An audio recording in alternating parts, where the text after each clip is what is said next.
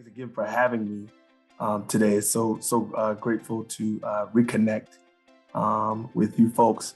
No, I first would say that really I've found that having the right wraparound services for students is huge. When you think about, I hope we can start saying, when we think about the post-pandemic world, hope we can get there.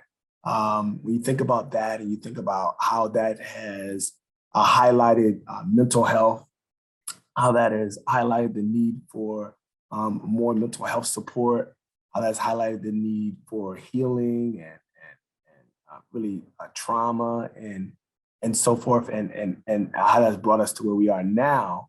It really sort of highlights the need for, one, trauma-informed care, but also how do we support students in everything they deal with before they ever even step a foot in the classroom. And so I think about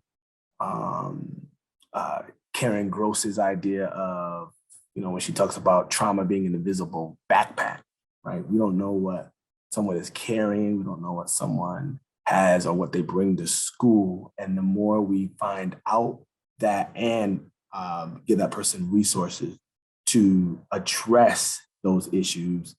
It could be housing, it could be parent issues, it could be substance abuse at home. There's just so many issues at home. It could be transportation, so many issues at home that sort of shortchange students before they ever even step into a classroom. And adding to that, I would also say that I am getting back into a book about toxic charity, how churches and charities hurt those they help and how to reverse it.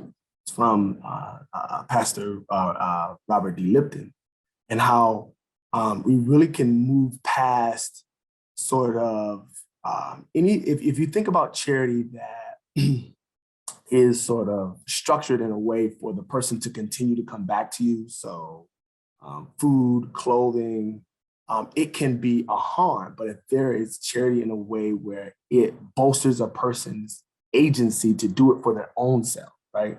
We got to empower so people can do these things for themselves, so they aren't dependent on us for food. They aren't dependent on these organizations for shelter. We got to connect them with resources that build this self-sufficiency.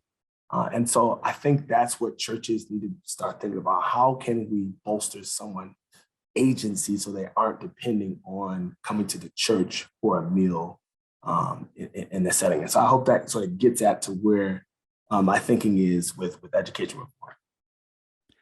So it sounds to me like what you're talking about is the faith community and churches helping to both provide services or be a space where services could be provided, but also recognizing that the church itself provides a service for people that could also hopefully address some level of need that maybe we aren't addressing already. Would you say that that's fair? Yes, I say that that's fair. And I'm working with churches, a couple of churches, some in Erie, Pennsylvania, Cleveland, Ohio, which is really, I guess, this sort of rust belt in the work with churches on. And, some are setting up tutoring programs to build this literacy.